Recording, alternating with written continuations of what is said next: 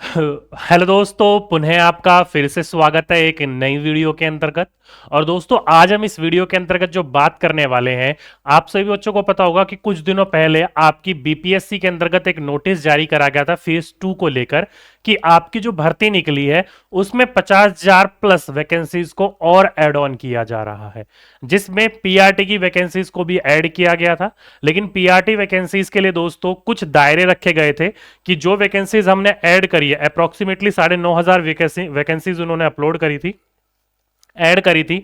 उसमें कहा गया था ये 9,500 जो वैकेंसीज है ये केवल उन बच्चों के लिए हैं जो दिव्यांग है या एससी एसटी कैटेगरी के अंतर्गत आते हैं, ठीक है। बाकी बच्चों के लिए वो नहीं थी। लेकिन अभी यानी ये कल आपका एक नया नोटिस जारी करा गया और उस नोटिस के अंतर्गत ये सारी की सारी बातें हटा दी गई है। कहने का मतलब यह है कि अगर आप अब पीआरटी के अंतर्गत एलिजिबिलिटी रखते हो तो आप पीआरटी के अंतर्गत फॉर्म भर सकते हो। कौन कौन से बच्चे भर सकते हैं, किस कैटेगरी के अंतर्गत आएंगे, उन्हीं के बारे में हम लोग आज बात करने वाले हैं। तो दोस्तों, उसके साथ साथ में आपका कितने लोगों से कंपटीशन होने वाला है, यानी कि अब तक ये जो फॉर्म आए थे अप्रोक्सीमेटली 1,22,000 के आसपास ये भर्ती आ रखी है, उसके अंतर्गत आप लोगों का कितने लोगों से कंपटीशन है, आप लोगों को कितने लोगों को चुनौती देनी पड़ेगी, उसके ऊपर भी हम लोग बात करेंगे। ओके, चलिए। तो एक बार सभी के सभी बच्चे एक बार ये नोटिस चेक कर लीजिएगा। अगर आप लोग शिक्षा विभाग को फॉलो करते हो तो ये आपका ये नोटिस जारी करा गया था 13/11/2023 को। इसके अंतर्गत देखो दोस्तों, अगर आप डिटेल में पढ़ोगे तो ये पूरा का पूरा बिहार लोक सेवा आयोग के द्वारा पारित किया गया है। पूरी पढ़ने की जरूरत नहीं है, बस इतना ध्यान रख लीजिएगा कि 26/2023 जो विज्ञापन संख्या नंबर है, जिसमें रिक्त पदों की कुल संख्या जो बताई गई है इन्होंने एड ऑन करने की, वो बताई है 50,263, यानी कि 50,263 इन्होंने जो वैकेंसीज है वो विज्ञापन संख्या 27/2023 में क्या करा है और एड ऑन किया है, ठीक है। आगे इन्होंने बोल रखा है सूचना, ये जो प्रकाशित करते हुए बोला है कि यहां से पढ़िए, यहां से ये जो रिक्त पद है वो केवल दिव्यांग अभ्यर्थियों के लिए उपलब्ध है। यहां पर इतना लिखा हुआ है कि ये जितने भी पद आए हैं ये सारे के सारे दिव्यांग अभ्यर्थियों के लिए उपलब्ध है। लेकिन आगे बोल रखा है कॉमा लगाकर कि को विलोपित किया जाता है। अब ये विलोपित का मतलब क्या होता है, तो विलोपित का मतलब होता है किसी चीज को निरस्त करना, ध्वस्त करना या उसको समाप्त करना। कहने का मतलब है कि ये जो दिव्यांग अभ्यर्थियों के लिए और एससी एसटी के लिए लाया गया था उसको ये विलोपित करते हैं, उसे ध्वस्त करते हैं, उसे हटाते हैं, उसे खत्म करते हैं। कहने का मतलब है अब हर कोई इसको फॉर्म को डाल सकता है। अब ये हर कोई इस फॉर्म को डाल सकता है, तो किस किस बच्चे के अंतर्गत कौन कौन सा डालेगा ये आपको पता होना चाहिए। तो उसके लिए आप नोटिस पे जाइएगा। नोटिस आपका ये है, डिटेल नोटिफिकेशन ये था।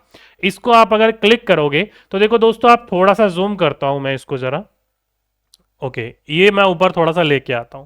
तो अगर आप इसमें पढ़ोगे तो देखो दोस्तों, यहां पर क्या लिख रखा है, अनारक्षित यानी कि अनरिजर्व कैटेगरी के अंतर्गत जो भर्ती थी, सामान्य के लिए 1,088 थी, उर्दू के लिए 426 और बांग्ला के लिए 5। तो इन पदों के ऊपर आप लोग अब अप्लाई कर सकते हो। इन पदों के ऊपर अप्लाई नहीं कर सकते हो, पहले मैं आपको अभी फिर से बता दूं। अगर कोई भी बच्चा अप्लाई करना चाहता है तो वो जनरल कैटेगरी के अंतर्गत अप्लाई करेगा।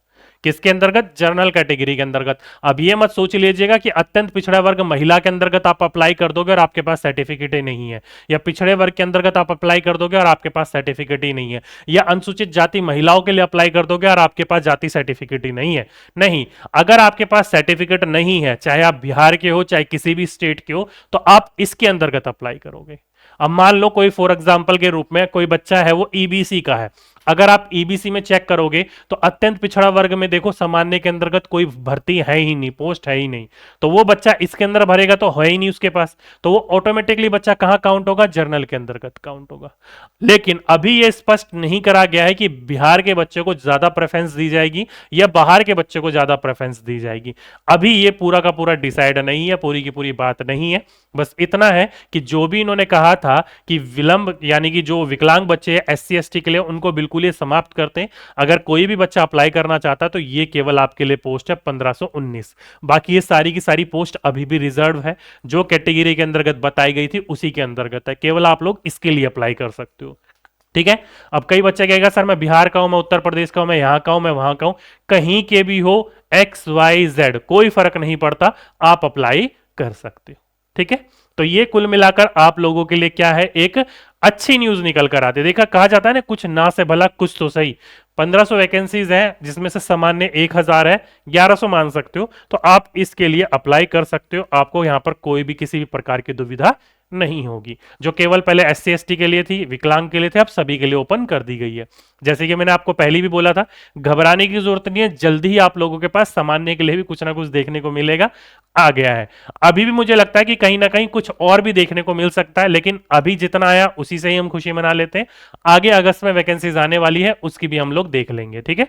तो अब आप लोग अप्लाई कर सकते हो, किसी के मन में है तो जाकर वहां पर अप्लाई कर लीजिएगा, ठीक है।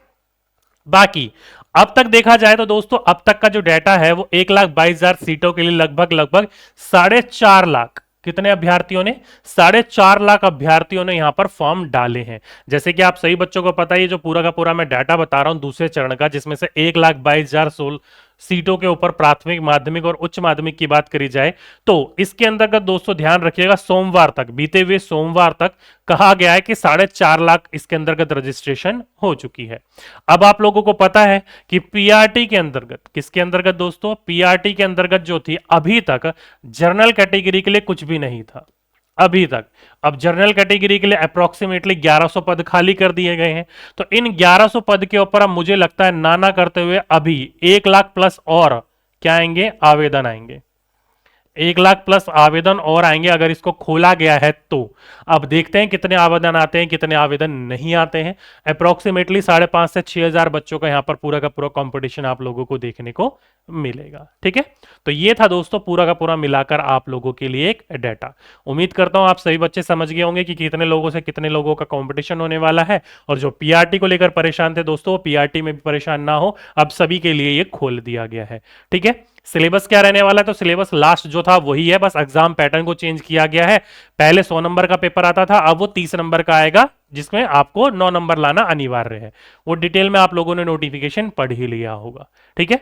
तो कुल मिलाकर दोस्तों ये थी आप लोगों के लिए आज का अपडेट। उम्मीद करता हूं सभी बच्चे समझ गए होंगे।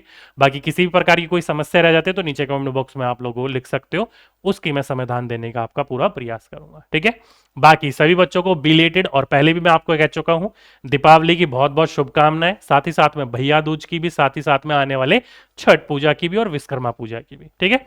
तो चलिए आज के लिए, अभी के लिए बस इतना ही। आपसे फिर मुलाकात होगी एक नेक्स्ट वीडियो में, जब तक के लिए सभी बच्चों को धन्यवाद।